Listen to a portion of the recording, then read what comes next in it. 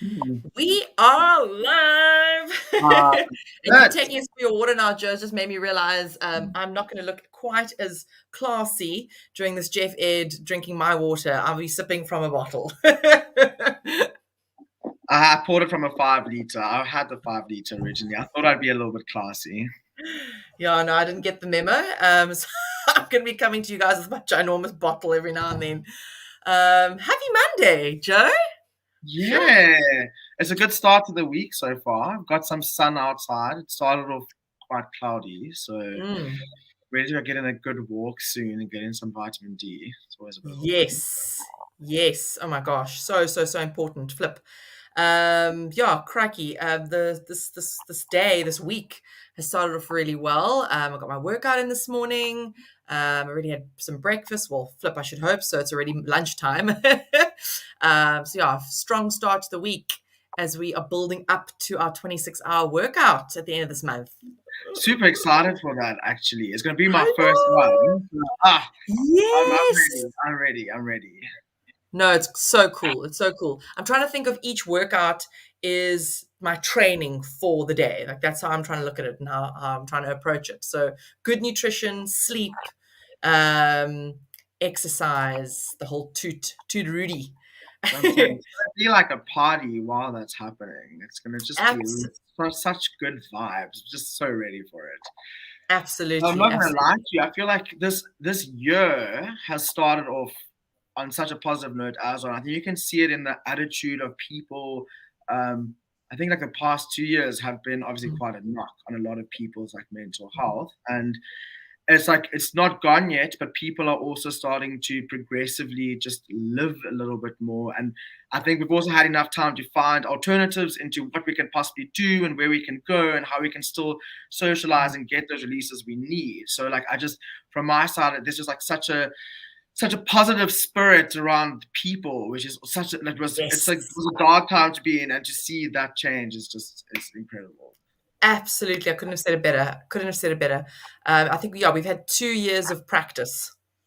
And I think, yeah, as you say, now people are really adapting, not to diminish how tough it has been and how tough it might still be for a lot of people. But I think at least now, one thing about us as a species, we are exceptionally resilient. And yeah, if we can get through the last 2 years, we can get through anything. Mm. Hello, Maney. Maney's here. Paul is here. Guys, keep swiping in. Welcome. Happy Monday. It is your first Jeff Ed for the week, guys. And we are bringing you guys a very, very, very cool topic. It's a sensitive topic. So we recognize that it's one that I think we can all relate to in some way, shape, or form. And that is, it's there at the bottom of the screen, guys. Why do we self-sabotage? And then a follow-on from that, or like a sub question of that, am I the problem? It actually reminds me, have you seen that TikTok where, am I the drama? I don't think I'm the drama. I want you guys to know one thing with regards to am I the problem? We're not looking at it from a perspective of you actually blaming yourself, but more just a self-actualization side of things. Because Absolutely. it's so important to also just be aware that we're so easy to just defend ourselves and just like basically blame, shame others and different things where very, very, very often the problem does lie within us. And I think it's very important that we actually do approach this topic head on and just be open and honest. It's always so good to be open Absolutely. and honest. Absolutely. And exactly as Joe said, this is not a blame game. We're not here to blame you, not here to blame others or circumstances or situations. But I think it's also important as part of that self-actualization and that introspection, really look at yourself honestly and just see that there potentially is a role that you're playing to contribute to why you might be self-sabotaging, whatever it may be. Sure, lots of comments coming in. Oh wow. Don't want to miss saying hello. Hello, Sarah. Oh, Amy Jeff is here. Hello, darling. Oh, the amazing Chantel is here. Hello, Chantel. Our coach Kathleen is here. Hi, you two, she says. Oh, Oh but man, Mayuri says she's been looking forward to this Jeff Ed, which is awesome, awesome, awesome to hear. I'm not gonna lie, guys, we've been looking forward to it as well. We were actually meant to do it last year, but then we decided no, let's start the new year with this one. Let's kick off with a bang. Lisa's here. Nikki's here. Charmaine. Oh, Ray is here. Joe, isn't Ray one of your Was clients? it Ray? Yes, please. This was Ray of Sunshine. Ray's Yeah. ready to kick ass this week, so I'm happy that you're joining in on this. Love it, love it, love it. Hello, Iva. I hope I'm pronouncing your name correctly. If I'm not, please correct me.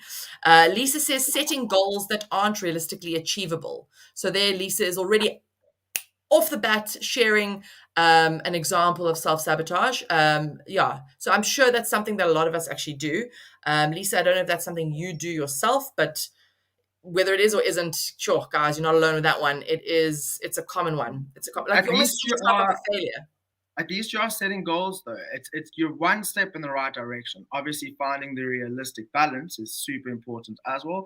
But I mean, you're at least setting goals. A lot of people don't even start with that. So we'll definitely get into that through this Jeff Ed too. Absolutely. Chantal says self-sabotage sometimes feels like my middle name, Queen of Destruction. Chantal, you are not alone there. And that's the reason why we have this Jeff Ed, because this is not an obscure, you're not a minority. This is not an obscure topic. This is something I think everybody, no matter whether you are super successful in reaching your goals or not, everybody on this planet has at one point in their lives, um, you know, been partly responsible as to why they haven't achieved a specific goal. So yeah, hello everybody, and thank you so much for coming here, guys. This is a safe space. We want to share. We want you guys to feel safe to share. Yeah, with that, let's kick off. I've actually written notes because yeah, I'm that person. I don't like to yeah, just in case I lose my train of thought, I like to just have it on hand. So let's start off there. Well, the So glasses are on, so we're getting serious. yeah, no, this is very serious. I put my professor look. It's on like Donkey Kong. Also, I can't see. But yeah, so guys, what do we mean by self-sabotage? Let's kick off there. So self-sabotage, we're talking about any thought patterns, so internal thoughts, behaviors that you are doing or thinking or experiencing that is actually holding you back from what you're wanting to achieve, what you're wanting to do. So you are essentially destroying your own ability to achieve your weight loss goals or your health goals. And obviously, self sabotage can be in anything in life, but obviously, this being Jeff, we are talking specifically with regards to health and fitness, of course. So yeah, we've narrowed it, drilled down in that sense. So we're not talking about self-sabotage in all aspects of your life, but I'm certain that after today, you might actually be able to relay this in other aspects where you might feel like you are. So as far as health and fitness goes, that's the focus for today. Just about to quickly add on, you'll see of how actually changing your health and fitness and the self-sabotaging with regards to that, how it will basically couple into the effects of the different things that you do in your life. I think being healthy and getting into that healthy state and physically and mentally is the fundamental part of what we Yeah. actually end up doing throughout our daily lives. Absolutely. Absolutely. And I mean, a lot of people, I think it's important to not only understand, okay, what is self sabotage, but also thinking about why we do it. Now, generally speaking, for a lot of people, it's down to lack of self confidence, lack of self esteem, lack of self belief. So, um, self lack of self worth as well. As much as you want to achieve your goals and you want to feel better about who you are, and what that means for you, deep, deep, deep down, that little voice of lack of confidence or self doubt, that can be the start of that little self-sabotage little bean that might grow into a little flower and then flourish if you don't get it under control. So yeah, negative thoughts about yourself and your ability to prioritize your health or lose weight or whatever your health and fitness goals are, that can actually undermine your weight loss efforts. So messages that you give yourself through your conscious or unconscious self-talk have a significantly powerful ability to affect your feelings, behaviors, and results. So I often say to people, and when I was coaching, I often said to people, you would never say that to your friend. You would never talk to your friend about them about their goals. So why and it's something to think about. Why are we so quick to say that about ourselves, but you would never in a million years say that to your children, say that to your parents, your partner, your loved ones, your friends? You would never talk to the people that mean most to you in this world like that. So why are we so quick to do that to ourselves? Just something to think about. It's crazy about the power of what you're putting out there in the world. And if that's actually verbally being said, of just something that you're repetitively thinking, a lot of us end up basically going into a day or going into a week and already established from set go what that day is going to entail, or the week or the month. And it sometimes starts off in a negative frame of mind, and you constantly build up on that. And the thing is, it is quite tricky because we consciously do this, but we also subconsciously and unconsciously do it. So there is Absolutely. it's a tricky thing to have to actually juggle and to become aware of what your subconscious mind is doing, because it generally will then start relaying into the actions that you start doing. So it's very important to actually assess and navigate these patterns. And that, once again, it's crazy because it will all start forming into behavior patterns and habitual patterns that you start forming. Absolutely. Absolutely. Sure. Speaking of which, seeing as we are going down that road, I think Joe and I would really like to take an opportunity to invite you guys to share, if you feel comfortable. It doesn't have to be about your specific self-sabotaging behaviors. Maybe you want to speak in general terms, things that come to mind. But if anyone's got any that they'd like to share, I know earlier Chantal was talking about how she sometimes feels like that's her middle name. I mean, Lisa mentioned a perfect one about setting unrealistic goals.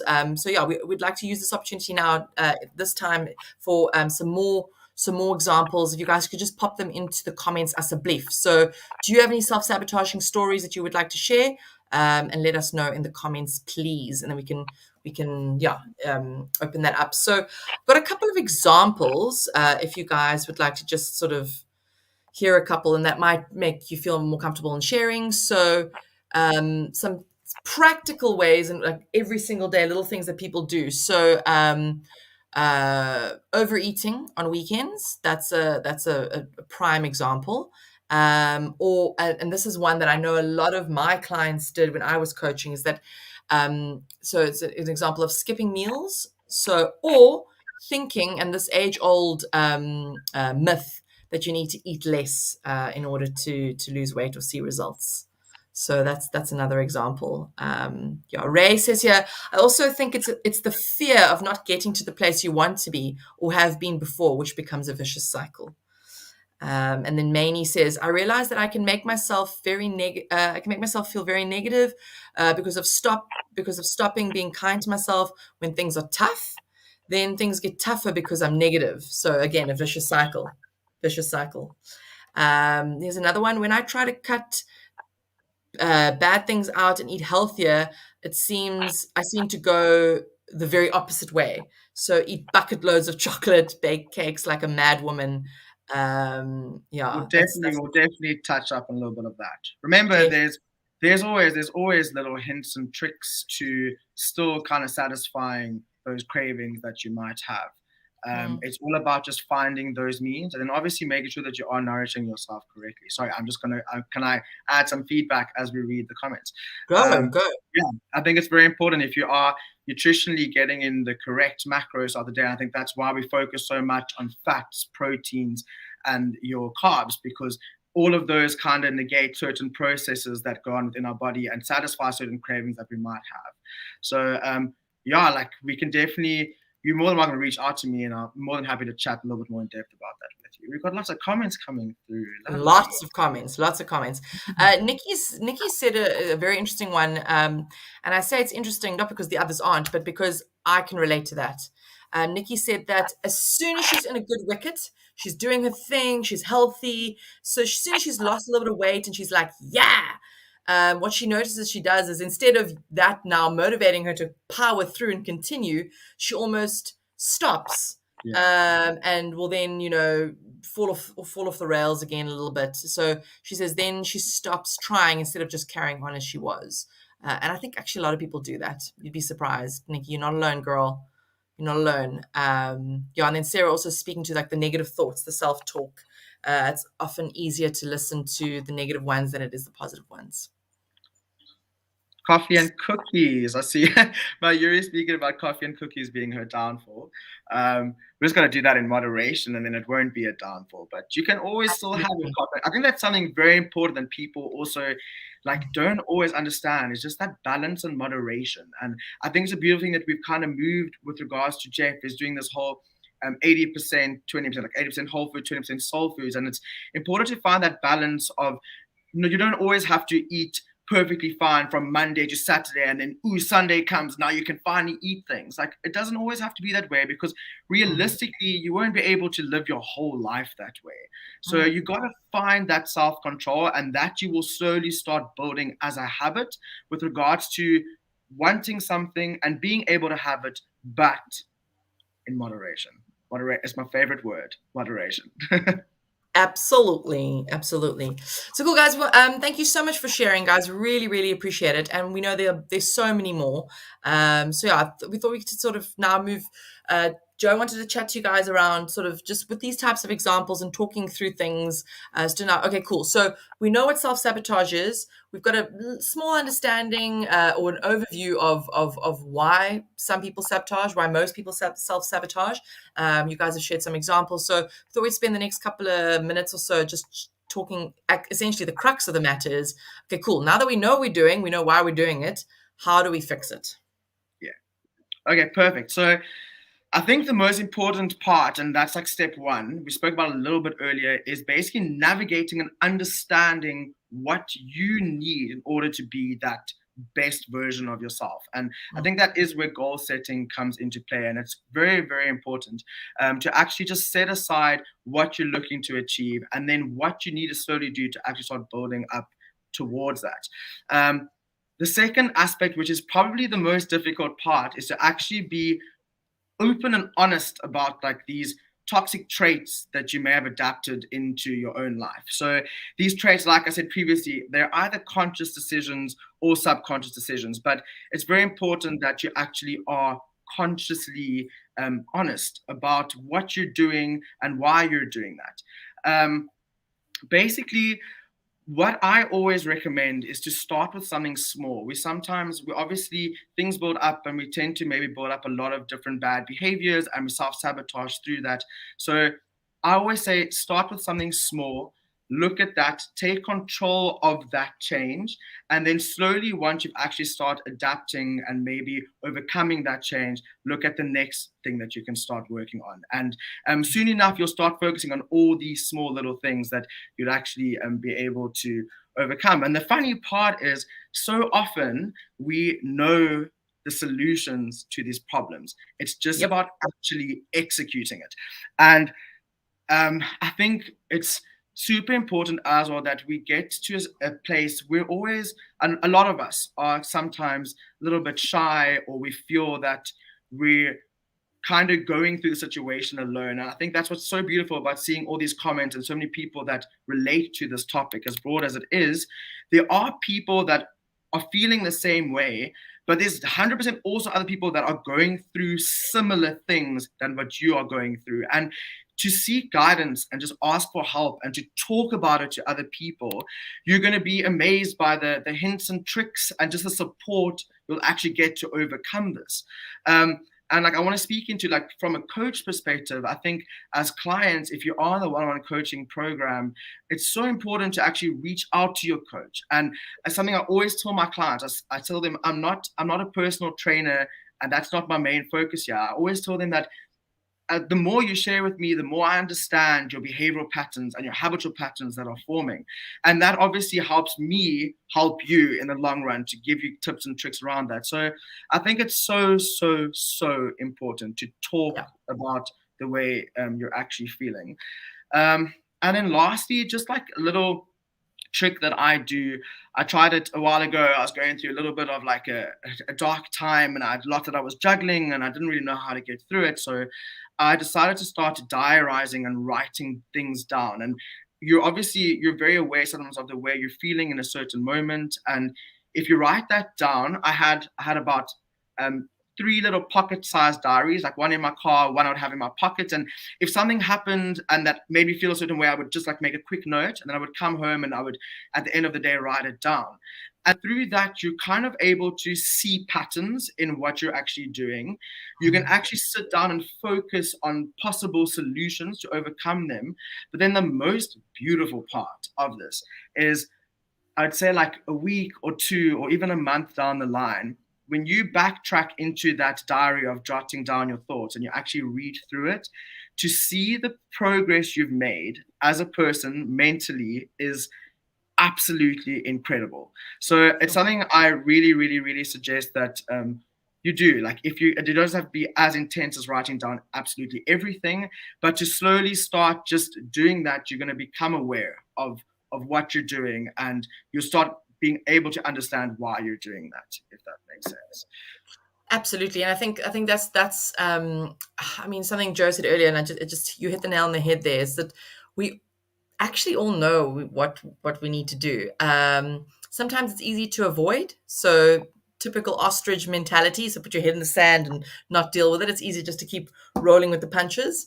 But take a minute, take a beat, and take a hard look at yourself in the mirror, and dare to start writing things down, share your thoughts, share your feelings, and sure, you're only going to set yourself up for success. So yeah, it's amazing, amazing, amazing. Chantal had a question earlier, Joe. She said, "Can positive mantras really help with self-sabotage? Feels a bit fluffy." So positive mantras, I feel that 100% they do help. I feel like if you are speaking out positivity, it slightly does relay into the way you're feeling, and I've seen that through my coaching. So even though it feels fluffy, I feel like it's definitely worth a try. If I can give like a quick example of like how that has been applicable in my life, with coaching at Jeff, many mornings like I've woken up feeling like slightly just also like in a bad rut, and not really in the mood to actually tackle the day. And then I start with client interaction, and I'm slowly start speaking to them, and I'm like, happy Monday, happy, like, how you feeling? And I get like psyched up, and the positive that I'm speaking out towards them, like, just fills me. I can't even really explain it to you. And Yeah. I think it's definitely worth trying. I do think it can definitely positively contribute, even if it's not necessarily fixing a specific solution of self-sabotaging, as if you're going to fix the mindset of going from a negative place to a more positive state. I hope that answers the question. Definitely. Ray says, "Joe is an awesome coach, never gives up, freaking amazing human." I love it. Love it, Amen. love it, love it. Yeah, sure, guys. Joe, do you I think you mentioned earlier, before we actually went live, you were talking about an example, a very typical example of something that people do to self-sabotage. I can't recall the example right now. So we're talking about rewarding yourself with food, Yes.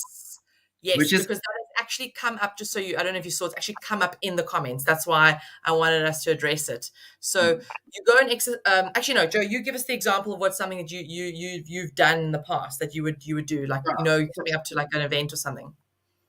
What I've done, I probably still do it actually every now and then, is if I mean, we're usually sometimes aware of what's happening socially or what we're going to do. If we're going to a restaurant, etc., etc., I would like kind of go into like a rut of exercising. So I like over execute exercise and try and be training for at least an hour and a half, 2 hours, and then possibly still go for a run, just so that I can actually eat that food. And I think that is such a big problem that we make, is rewarding ourselves with food. And food shouldn't be a reward. It's like food is there every single day. And like I said in the beginning of this ed, it's important to find that balance so that you can still eat those types of foods when you want to eat them, but in moderation. Absolutely.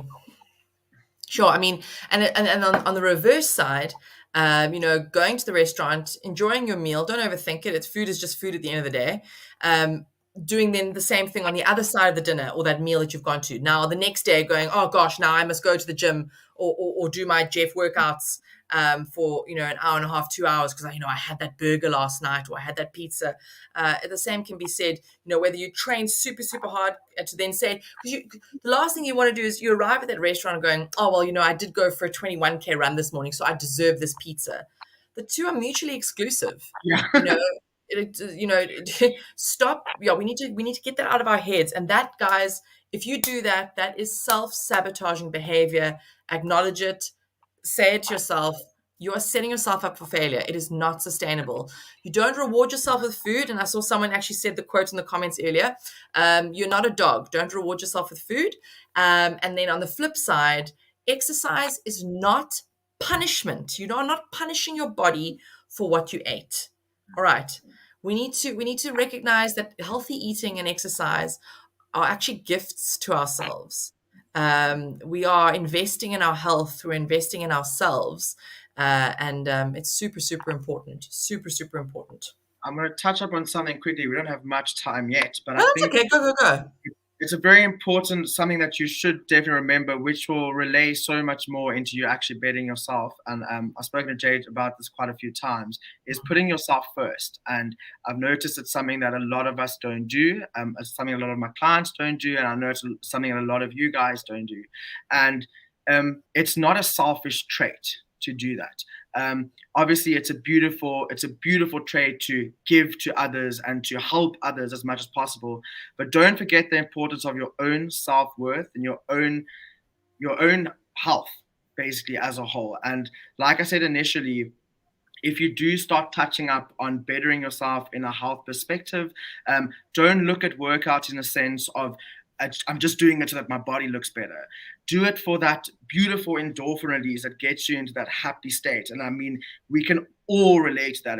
I'm not sucking that information out of our thumb because we've actually seen how that happens. And getting into that state with regards to eating on a healthier perspective and getting those workouts done, you'll be able to manage so much more in your life in a much better way. So Yeah. I think that's like one of the most important things that you need to start doing is actually just like sitting down and focusing on you for a little bit. 2020, you. Boom. Guys, oh my gosh, I don't think half an hour is long enough for this topic. I think we might actually need to do a second session, Joe. There are so many comments coming in, and there's so much actually more we could talk about. So yeah, gee whiz, guys, thank you so much for joining us. But I definitely think that we can expand on this for sure. Or maybe even we can ask Joe. I don't know how I feel like about this. I'm going to put him on the spot now. But possibly maybe we could even look at doing some sort of little seminar or something on this, like an after work thing where people can join in like a Zoom type of thing and we can actually dive a bit deeper. But yeah, wow, thank you so much. Really appreciate it. Guys, thank you so much for joining us.